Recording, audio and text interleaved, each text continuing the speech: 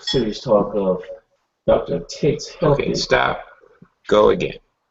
Thank you again for joining us in Chapter 2 of Dr. Tate's Healthy Love Talk, where true love begins.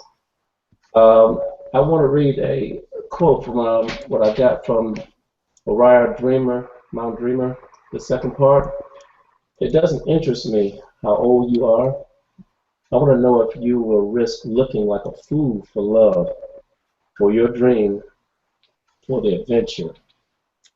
The theme of this show, we're talking about risking embarrassment for love.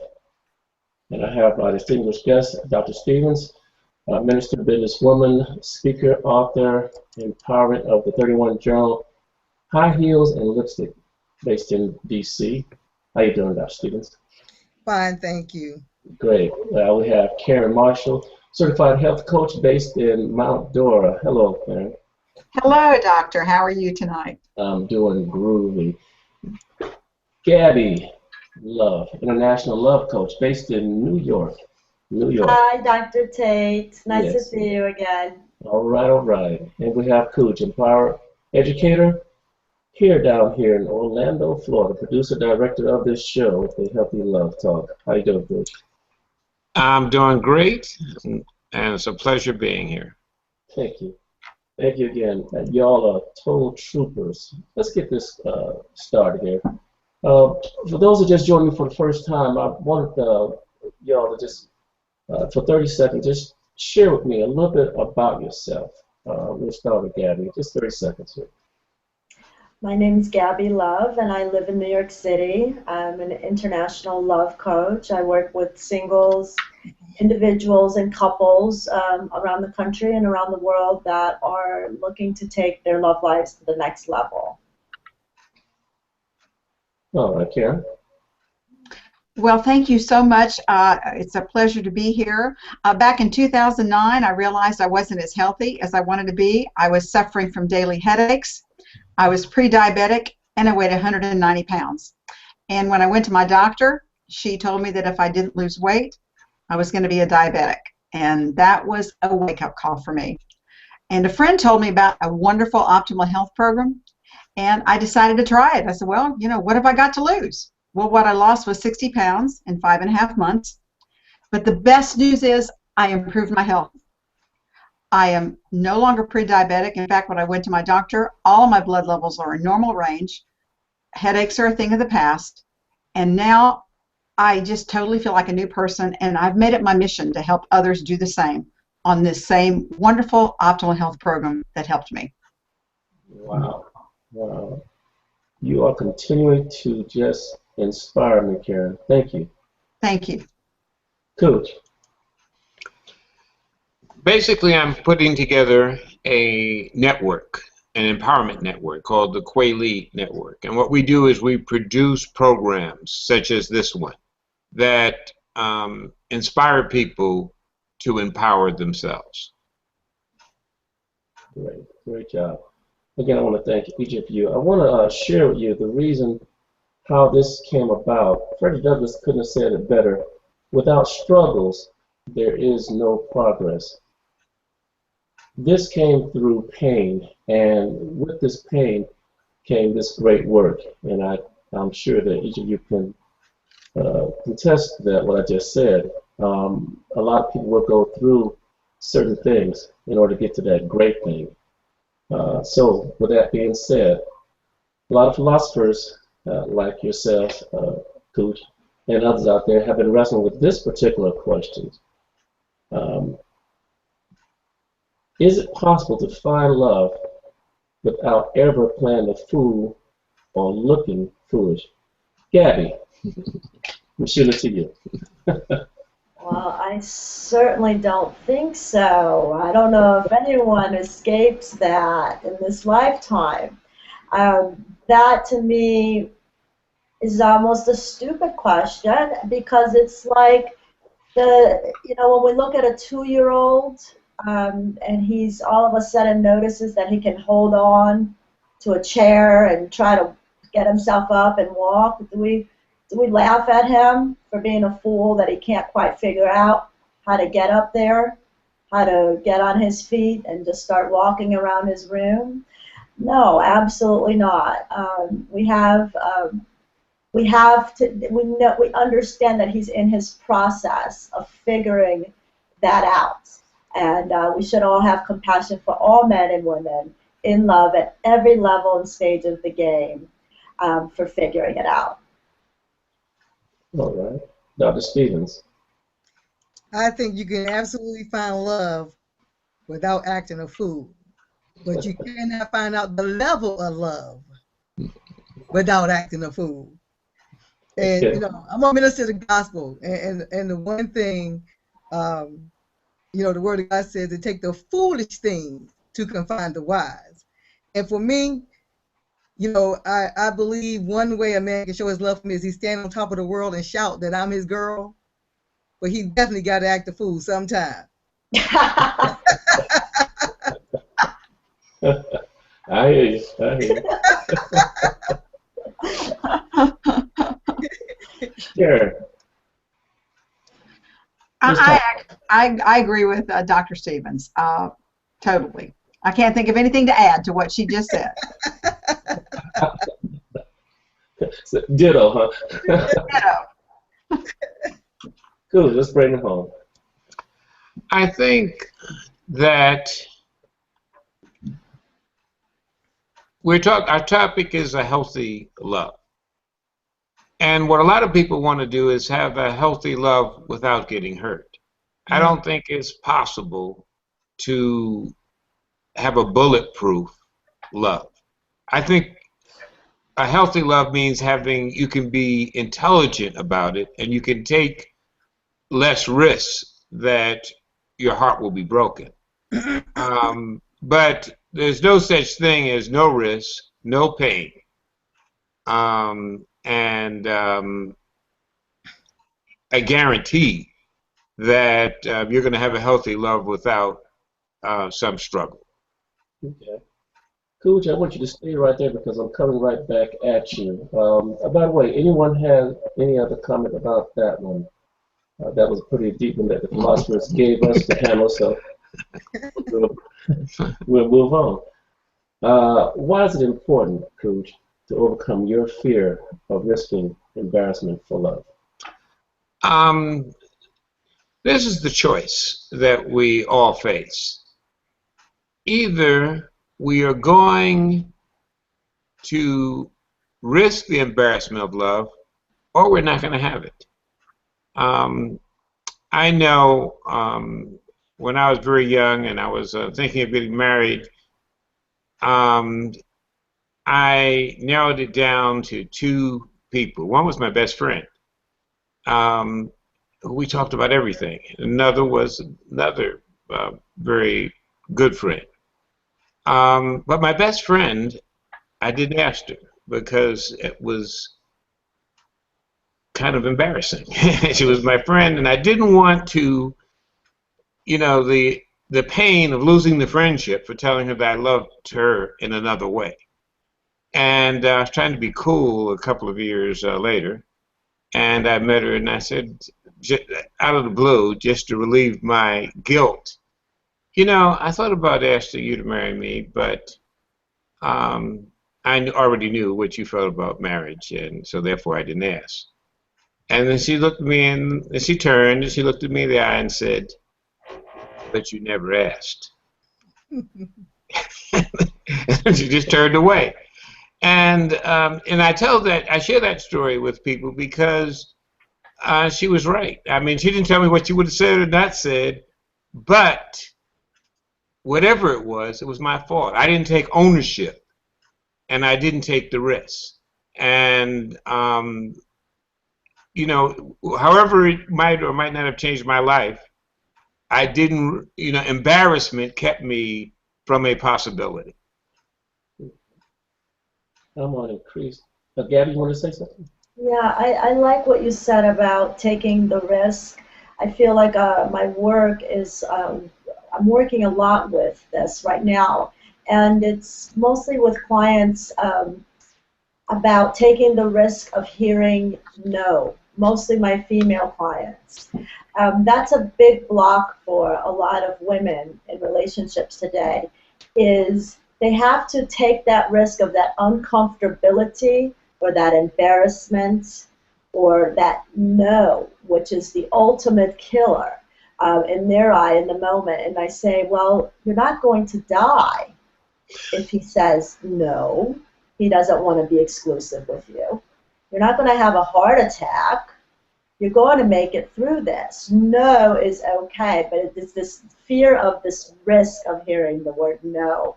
I'm dealing with this a lot. And most of the time it's all false beliefs anyway. And you know, we work on the authentic relating, and all my women get yeses when we want yeses. That's all I have to say. Dr. Stephen, before I ask you the question I just asked Cooch and Gabby, I want to twist a little bit. Have you ever been a fool for love? Yes, I have. Have you ever risked embarrassment for love? Absolutely. Either one. Absolutely. And let me say this. You know, the Word of God says you have not because you ask not, Cooch. And, you know, Steve Harvey has a book and a movie out that he released, Think Like a Man, act like a man, no, Think Like a Man, Act Like a Lady. Mm-hmm. And in the book, he has different classification of men, and one of them is the mama's boy. You know, the mama's boy was mama always came first, mama interfered, and he was dating a woman that had a son, and she wanted him to go to the family reunion. And because she caught him in a lie, and they were having an issue, he showed up at the family reunion, and she was like, "What do you want? What are you doing here?" He said, "Oh, so you don't think I really want you?" So he stood on the table and he said, "Excuse me, everyone, can I have your attention? I want to ask this woman right here to be my wife." You know, so he stood up on the table and he acted a fool so that he could get her attention, let her know, you know what, I want you. So, you know, you have to act a fool. So absolutely, you know, sometimes you have to risk it all to get it all. I hear you. Now to take a deep breath. Myth or truth? Let's do this right now. Myth or truth? Cooch, why is it so hard for most men to commit? I think there is a male syndrome. We don't have the problem of dealing with no. we learned to do that very early, from the time that we walk across the dance floor and ask the girl to dance and she says no, and then we go progressively down the line and they all say no. So we're very well versed in saying no. What I think, and my experience in dealing with men in terms of not making commitment, is a syndrome called the BBD. The BBD is bigger, better deal. A lot of men, they think, as soon as I ask this person to be my girlfriend, then the BBD is going to show up. As soon as I ask this person to get married, the BBD is going to show up. And it's sort of like, in my lifespan, color TV, where some people said, well, I would get a color TV, but they're going to come out with a new model next year. So I'll wait for that one. And every year, since there's been color TV, there's been a new model. So if you waited, in my case, for the BBD, I'd still be waiting. And so what I tell you, first of all, men, the person that you select as your lover can be the BBD. It's a question of your imagination. You know, they will often cooperate. And you have to measure the time that you spent waiting. Because if you think about it, the BBD will never get there because there will always be a BBD. So pursuing the BBD is a fool's journey. Okay. Anybody want to capitalize on that? Let's see if my boyfriend's going to have to hire you as his coach in about a year.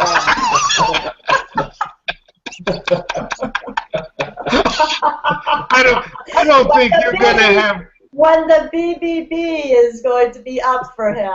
The BBD program may be needed. We will see. I'm sending him over to you. Yeah, well, you know, in your case, Gabby, he's got to beat the falling card. That's going to be pretty hard. Well, thank you. I do think men, another issue with them that is a problem these days of wanting to settle down, this is for the single man, is the variety. I live in New York City. There's great websites like Sparkology, OkCupid, Match.com, JDate, eHarmony. All of these we have access to, and men and women, my clients, will have a different date every night. Some people in New York City go for a coffee date for lunch and a dinner date at night. It's there's so much selection, and that's where I think the man's work then begins. Like what you said, there will always be a BBD, and the work becomes about being the evolved man that wants more than just variety, which is okay too at some point for some people. I have no judgment. But there comes a time in evolution of the man, we're not animals for a reason, because we can have true intimacy and things that fulfill our spirit more, the getting to know somebody, the security of somebody being there for you in your later years. These are the things of man that God put us here to experience, man and woman, because we are more of an evolved species. And so I think that for the men, it takes them doing their hard work, their intuitive work, and to get to that point where then they want something more than just what's easy. Anyone has access to all of these websites and a large variety these days. I'm just getting educated tonight. I thought the BBD was only a Southern thing. I see it's an international thing now. So, wow. Since the beginning of time, I'm sure.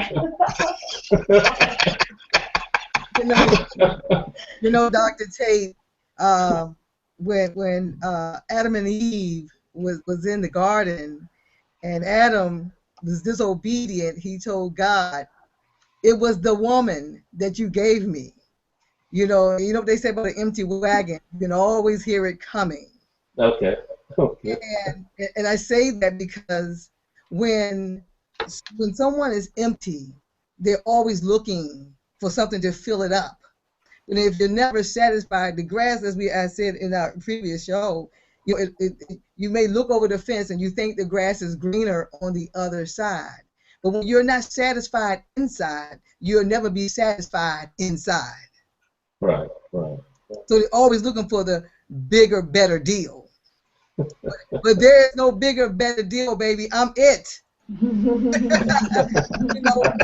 find someone who's whole, satisfied, and know what they bring to the table. They know how to love you and talk to you and treat you and smooth you over and make you feel like you're the only one in the world. That is the end of the world. Karen, I'm going to shift to the health myth. Exercise is for the young. Health insurance is for the old. Sleep is for the dead. Myth? Oh, that's a myth. That's definitely a myth. First of all, exercise is a habit of health at any age. And you don't have to go out to a gym and start lifting weights. Don't have to be an athlete to exercise. In fact, one of the easiest exercises is just simply walking. Mm-hmm. And it's amazing how much exercise helps us, our whole being. The research has shown that exercise actually improves our language skills. It's a natural pain reliever. It can make you happier and really give you instant energy, mm-hmm. and help you reach deeper sleep zones, and it actually can cut back on your susceptibility to colds. I mean, there are a lot of other benefits to exercise. And I will say I'm 67 years old. I don't mind saying it. And I walk 3.5 to 4 miles every day. I feel better than I have in decades. And one of the my coworkers that is another coach is 77 years old, and she still exercises and goes out on her sea-doo with her husband. Wow. And health insurance is really important at any age. I mean, just look at the fact that we have children being diagnosed with measles again. Look at all the children. They're in St. Jude's Hospital. Young children as young as 8 years old being diagnosed with type 2 diabetes now. Young men and women having heart attacks due to stress. So that's very important to have health insurance, whether you're young or whether you're old. And then finally, sleep, so important. People skip sleep. It's so unfortunate when that happens because sleep is nature's natural healer. And it's our body's way of restoring our organ function and refreshing the areas of our brain that actually controls our mood and our behavior. And skimping on sleep actually makes you more susceptible to disease. And if you get fewer than 6 hours of sleep, you actually risk your viral infection, and you raise the risk of viral infection by 50%. So there are a lot of other benefits to sleep. I just named a few of them, but that is a total myth. Gabby, Cooge, Dr. Stevens, want to piggyback off that? I would just like to add that a lot of young people think that they're going to live forever. Mm-hmm. And, you know, so why should I worry about insurance? And what they don't take into account is, number one, their accidents. And unfortunately, a lot of young people get involved in those accidents. But if you're a young person and you have a health problem early in life, it'll be devastating.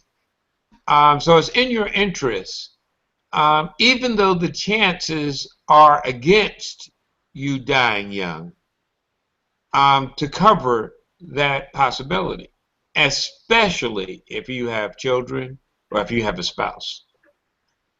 And I like to piggyback off of Karen. Exercise is very, very important. You know, we teach holistic health where in my center, and we deal with weight loss, weight management, holistic health, all natural products. The gym where I go, when you walk in there, when you walk in the women's locker room, there's a big sign on the wall with an older woman up there that says, "Growing old is not for sissies." And, you know, exercise is very, very important. You know, eating properly is very important. Getting natural foods into your body, you know, it helps with your oxygen levels, your blood circulation. As Karen said, just walking. You know, that's one of the things we definitely recommend is walking. And sleep is very important to the body. The body heals itself. My work is based on psychological intelligence and heart intelligence, and the program I think of that deals mostly with health that I have is called my SHE program, and SHE stands for Spirit Intelligence, Heart Intelligence, and Emotional Intelligence. And I do believe that we must also align in order to have that perfect health. We have to also bring our psyche into balance as well. Gabby, I am truly glad that you brought that up because that next one comes to you. The first one to say "I love you" loses. The one who loves the most loses. Myth or true? I believe that's certainly a myth. I believe the most beautiful time to say "I love you" is when the spirit hits you, when you're in the moment and you are just brought to say it. And who cares who says it first? Or, you know, hopefully you'll both continue to say it for a lifetime. Karen, Cooge, Dr. Stephen, does that really matter who says it first? No, it's a myth. It's a myth. And I say, you know, because the other person may be afraid to even say it. They may be waiting for you to say it. Everyone does not grow up in a household where they're told "I love you." Doesn't mean they don't desire it. Doesn't mean they don't want it. And love is taught. If you grew up in a home, I grew up in a very loving home. I grew up and I raised my children in a very loving home where we constantly tell each other, "I love you." But everybody does not have that. And I've met men that don't know how to say "I love you," but they know how to say it when I finish with them.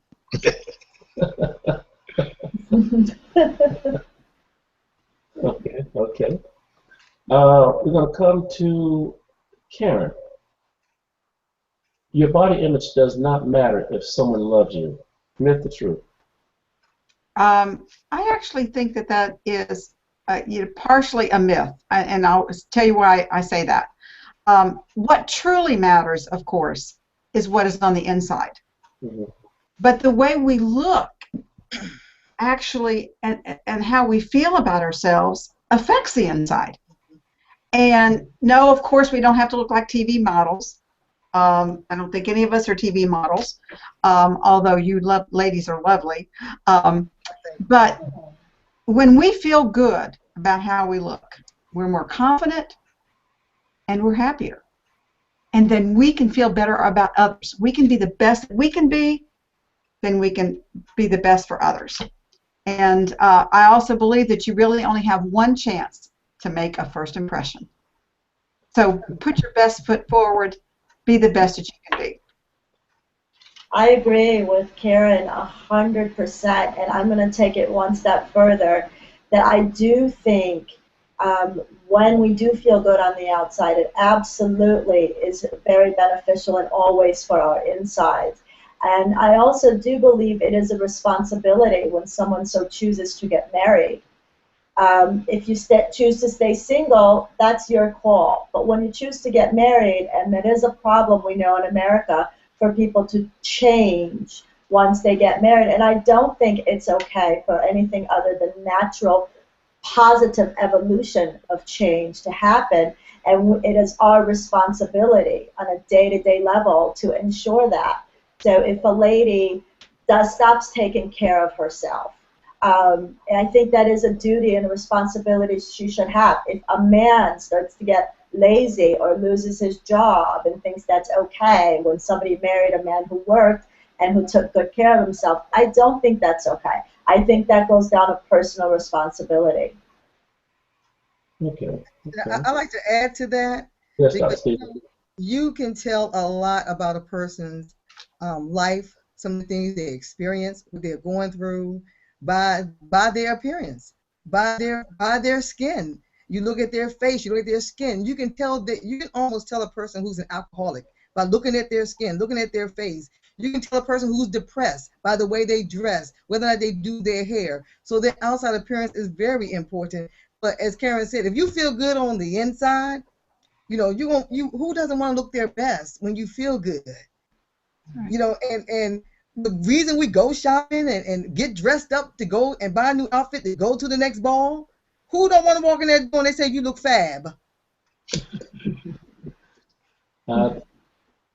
This next one's for Cooj. However, I want each of y'all to really listen at this. Integrity and truth are the same thing. Cooj, myth or truth? I think again, and I guess my responsibility is the male perspective on this panel. I think that's another gimmick that some men use to avoid responsibility. In other words, well, I told you the truth. I told you I was a player, as if that excuses any behavior. Integrity, on the other hand, that means taking responsibility for what you do. So you could be in a situation where, it's not necessary to tell every fact about yourself, but it is a responsibility to take responsibility for things you do and actions you do. It's not okay to say, yes, I killed them, that is, or I hit her. No, that's not okay. Integrity, just because you were truthful about it, doesn't exonerate you. Anyone want to comment on that one? Stephen, Karen? Oh. I absolutely think truth and integrity are main ingredients. When I do my manifestation work with my clients, absolutely that goes in all of their programs. When they're looking to manifest the ideal family man or the ideal husband or the ideal boyfriend, the ideal girlfriend or wife, truth and integrity is definitely a main ingredient. And what I would add to that, who did a very good job, is they look alike, but they are not alike. Okay, okay. To you, Dr. Stevens, lovers want the truth or the fantasy. You are the best lover I have ever had. Myth or truth? It sounds good. Might make me perform better. Nothing It's gonna make me feel good. wrong with that. It's gonna make me feel good. The bottom, sir. And I think they want both. You know, I want you to tell me the truth, but why not pump me up, and make me feel good? I'm gonna do a whole lot better when I feel better. Love lessons are always okay. Karen? Well, sometimes the truth hurts. I mean, I think, you know, I really think that we want to be romanced and we want to be appreciated and loved, and so I'm on the fence about that. All right, all right. I think I want the fantasy, really. If you want the truth be told here. Tell the truth and say the devil, Karen. There is, and let me support you, Karen. There's much to be said for fantasy. Yes. Fantasy therapy is alive and well. Karen, smoking, alcohol, promiscuous sex, and other drugs increase your courage and make you cooler. Myth or truth? I think that's a myth. I do, however, think there are many young people who think that's the truth. I mean, just look in the colleges where they're, oh, let's get a cigarette, let's drink, let's do drugs or whatever, and there's so much peer pressure. But those things, they just rob the person. The alcohol destroys brain cells. Drugs are addictive. I mean, anything that's addictive, I mean, it just is not cool, and it can destroy people's health. It can destroy their lives. It can destroy everything for them. I mean, getting hooked on drugs, my goodness, they can't get jobs. They end up in poverty. I mean, it's just amazing. I know that these other ladies here coach a lot of people in that area. I have not had the opportunity to coach people on it, but I have witnessed friends whose children, teenagers have gotten on drugs or alcohol, or even adults who are on that. So to me, it's not cool at all. Anyone else want to take that on? It's not cool at all. You know, the word of God said that your body is the temple. It's the temple of God. And who wants to destroy their temple? The other thing, you know, I tell people we have to remember that drug, alcohol, abusive people, they take control of you. And when you're not in control, you have lost control.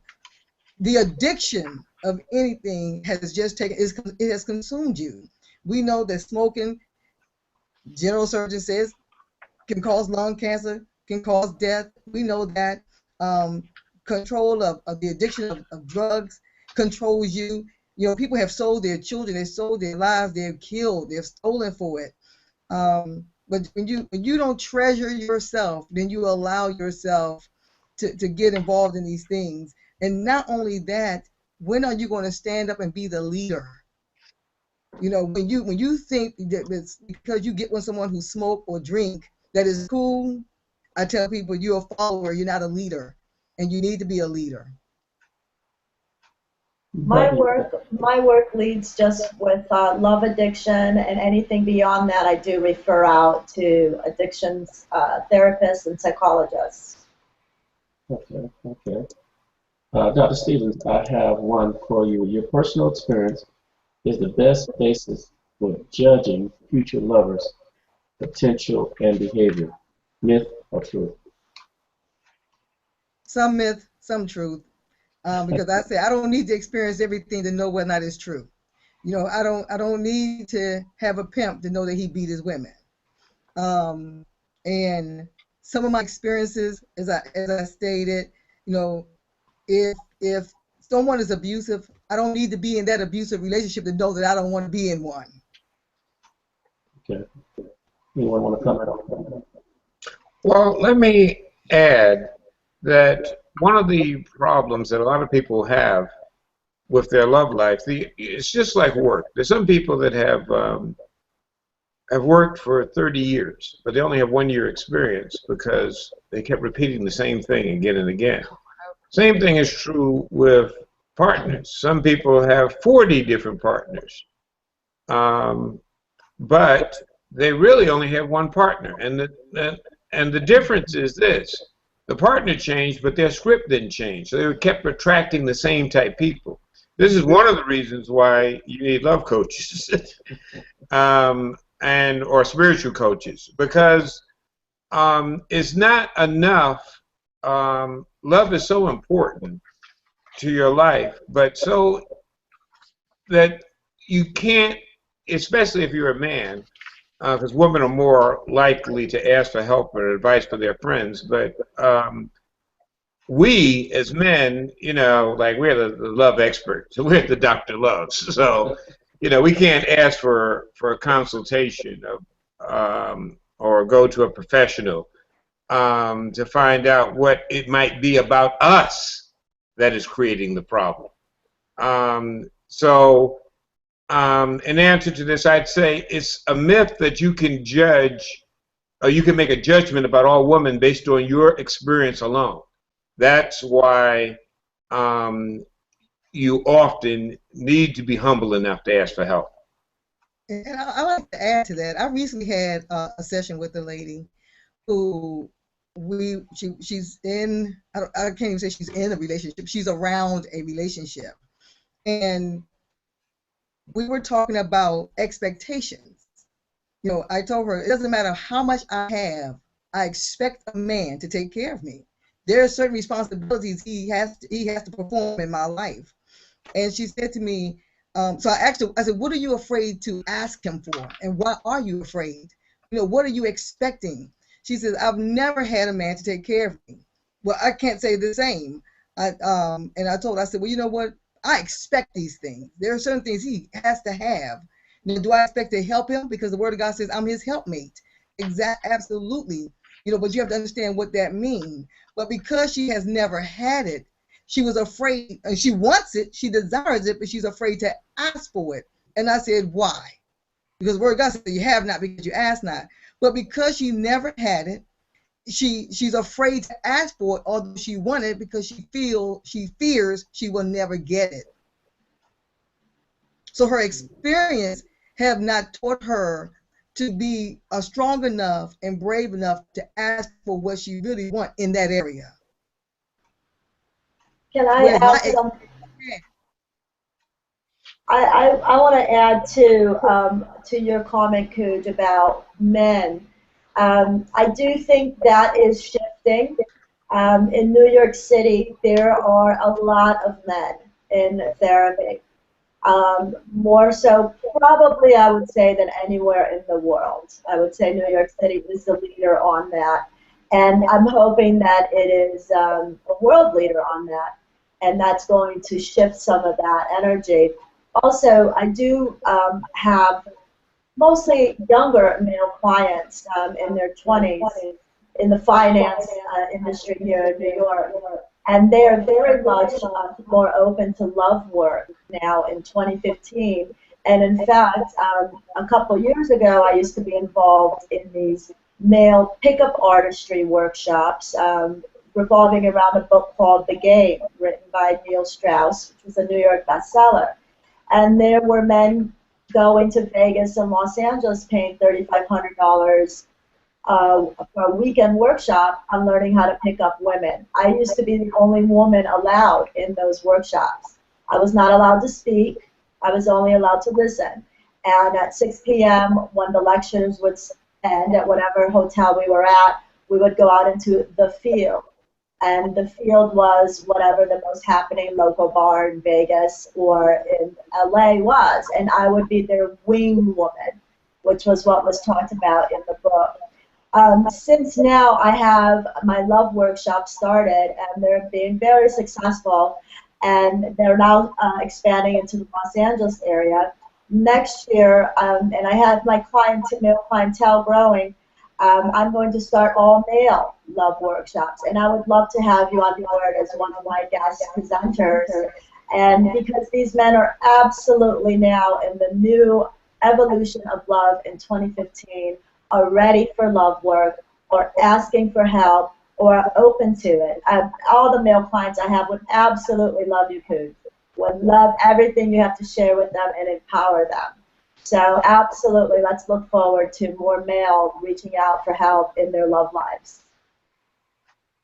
Being the second male on the panel, I was the opposite of Pooh. Growing up, I was what they call the serial virgin. When I wanted to speak with someone, I would write a note, or somebody was in trouble. They would ask me to write a note out of the dog.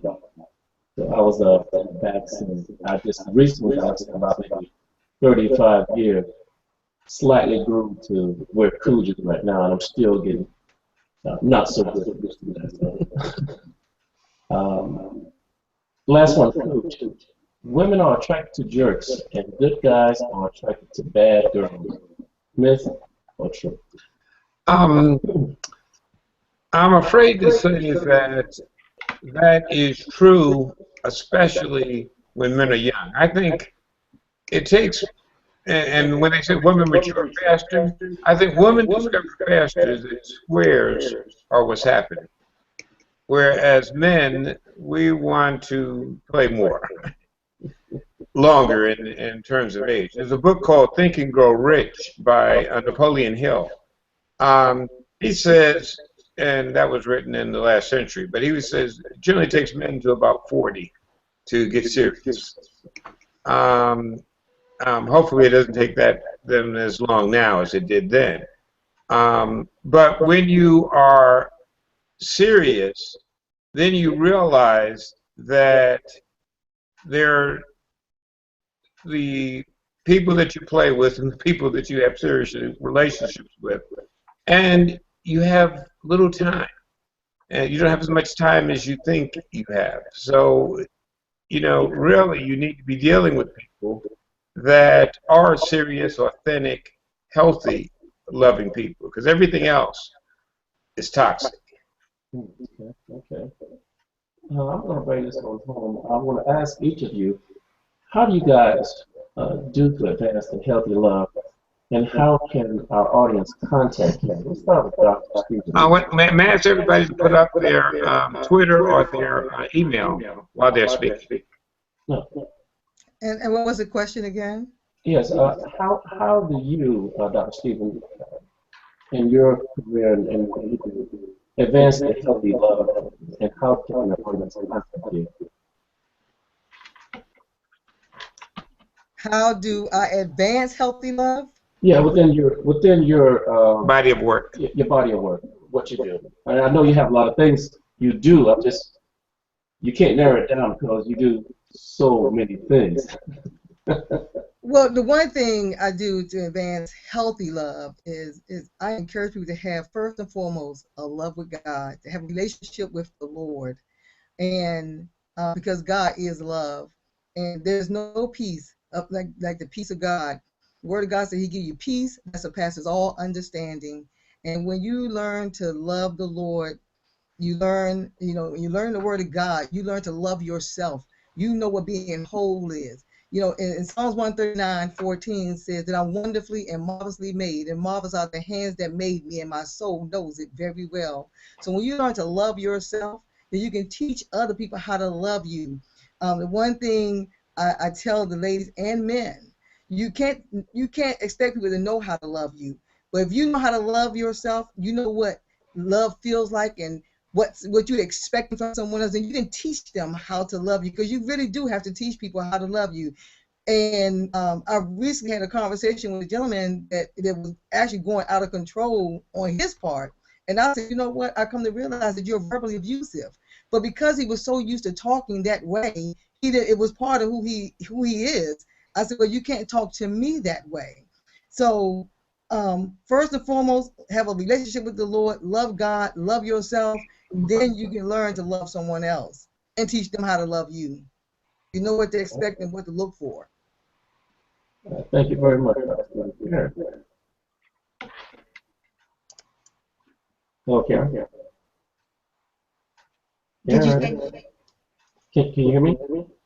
I'm getting some feedback. Did you say Karen? Yes, Karen. Okay, great. Well, what I do, and as I mentioned before, what I love to do is I help people get on a path to optimal health. And the national company I've partnered with, the mission is to get America healthy one person at a time. And we use the trilogy of health: healthy body, healthy mind, healthy finances. As we know, once money goes out the window, love walks out the door. And so we want the whole person to be healthy, beginning with a healthy weight, learning the habits of health, to develop the habits that are going to help with not just the body, but with the mind, with the spirit. And my services are totally free. The client pays nothing to me. If the person does the program that is physician-led, it's been around and recommended by over 20,000 doctors for the last 35 years, the company pays me to support them. So it's a wonderful program.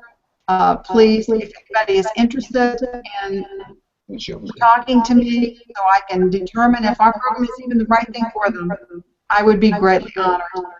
Because when someone has their health, they can be better for themselves, and they can be better for others, and for the person they love in their lives. And my email is there. I would be so honored. I thank you so much for having me on the program tonight. Thank you, Gabby. I have a free consultation for 30 minutes for anyone that wants to have a love consult and see if any of my programs can be of value to their life at that time. To get started with me, it's $188 per month, and someone can try for a month and decide if it's or not. That includes an hour-and-a-half session, and also a 30-page program that I personally devised for them, and 1 month of text, calls, and emails as needed. Because when I'm with artwork, sometimes we need a lot of support throughout the month as well. If we're having a sad moment at our desk, or if we're going through a breakup. So my work, it cannot be defined by state board regulations, and that's why I choose to keep myself as a love coach. I then have deeper intensive programs that are $1,100, and those are 88 days and very much day-to-day work. And I now have requests for a couple for what I call a lifelong program, which is just a lifelong life coaching, and those are $18,000, and that's for the couple or the individual that needs me for 6 months, where we even travel together. I deal with them in a different hotel room. They're in their hotel room. I'm in mine. We have dinners together, and as they're working through their emotional havoc, we have therapy sessions, and I'm kind of a right-hand coach for 6 months. Those are lifelong programs. Gabby. Cool. Okay, basically, in this area, I do television programs. In fact, I'm putting together a network called the Quayle Works Network. And basically, it's about sharing the light and helping people to empower themselves. Just like this program. What we're hoping to do is to put together a variety of different programs that get this message out. And again, I can be contacted at thecoodshow.com. Very good. I want to ask each of you your final advice on risking the embarrassment of love, including your recommendations. One of your favorite book that inspired you personally. Gabby, what about you? Who's that favorite book that has inspired you? The connection was sport for me. I heard it's what inspired me. Yeah, what was that favorite book that inspired you for this embarrassment of love? Or that favorite book that inspired you to do the work that you do Oh, now? books. I'm sorry, Yeah. books. Okay. Oh, books. Well, I'm excited to get Dr. Michelle's book for sure. That is, I'm buying that tonight. That'll be very exciting. Thank you for your energy, Dr. Stevens, and for writing the book that you did. I'm excited to read it and shop it around to my clients. I will definitely put it in a lot of their programs. I love your energy. It was last weekend or the weekend before, I went to a really cool female empowering workshop by a woman named Mama Gina. And she's also a famous author like Dr. Michelle. And her book is called Mama Gina's School of the Womanly Arts. And it's by Regina Thomas Howard. She's known as Mama Gina. And her workshops, I hear, are totally amazing. I'm thinking about signing up for the 4-weekend workshop. And it's all based in the book of the Mama Gina School of Womanly Arts.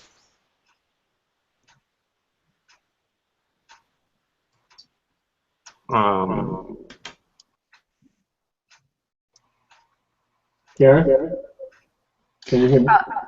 Dr. Tate, I would like to recommend a book. It's called The Slight Edge. I actually have it here by Jeff Olson, not doctor, but The Slight Edge. Fantastic book on health, personal development, and relationships. It is a really inspiring book, and I recommend it to everybody. All right. Stephen, what are your books? High Heels and Lipstick by Dr. Michelle Stevens. You can find it on Amazon.com. But another book, one of the things I say about risking it for love, take the risk, act fool, and is The Lady, Her Lover, Her Lord by T.D. Jakes. Awesome book. Very good. I have to recommend 2 books. Dealing with actually last week's theme and this week's theme. Last show's theme, I should say, which is love yourself and seek your dreams, and risk the embarrassment for love. Risking the embarrassment for love. And there are Og Mandingo's book. I don't know if you can see it. Yeah. Okay. The Greatest Salesman in the World. This book was very inspirational to me in thinking big and in thinking that I was worthy of my own dream. Very inspirational and life-changing for me, and I've recommended it to all of my students. I was a college professor at Orlando Tech for 15 years, and I'm still on the advisory board. It was one of the must-read books that I had, because it's not enough just to have the tools and even the knowledge and even the information. You have to have attitudes and values if you're going to be successful. And the second book is Good to Great. And I recommend this book because many of our audience are entrepreneurs. And there's a little bit different way of thinking when you're an entrepreneur and when you are working for someone. And the key to this book, it says, find what you love to do. Mm-hmm. And figure out how to monetize that. And that's the entrepreneurial spirit. And if you're born to be an entrepreneur, you're not going to be happy working for anybody else. And you're not going to be happy to your partner coming home after working on a plantation which is how entrepreneurs think, and working for other people is, because it is. So those would be my recommendations. I have two. One by Nellie Rufus, The Word is How to Stop Hating Yourself. Very good at describing this year. Briefly read about the lifetime. And the second one is the Grief Recovery Institute, the Grief Recovery Handbook, that walks step from the myths about grieving. Any loss is considered grief. And a lot of people just can't get that. When somebody says I'm grieving, it's not necessarily somebody that's just passed away. Loss of job, loss of self, loss of anything, loss of keys. You immediately find an emotional attachment. Those are my two. My final comment, and I want to thank each of you for sharing those books. I wrote some of them. I hope that my audience that we just pick up on this live. I really feel each of you and the insights that y'all put with me to continue to carry on in my lives. Again, I say this came from pain that now I'm seeing pleasure that needs to come out and express to we're going through the same thing I'm going through. No misery, no reward. That's my take on it. I want to thank each of you for your insightful and comments and doing your thing, H-A-N-G, Southern thing, Dr. Stevens. If you want to come and look at the show, you can go to YouTube or you can go to our website, drtate.com. I'll go to, I guess that I already gave you, to read my article, both of them, January and this month's article on the Dr. Tate Love Talk. And tune in next month when we're going to something called Risking Lost Love. So until then, I want to thank each of you, thank the audience for being a part of something that needs to be talked about, a healthy discussion. Thank you very much. A great rest of the day. Thank you. Thank you, Dr. Donald. And good night. Good night. Good night.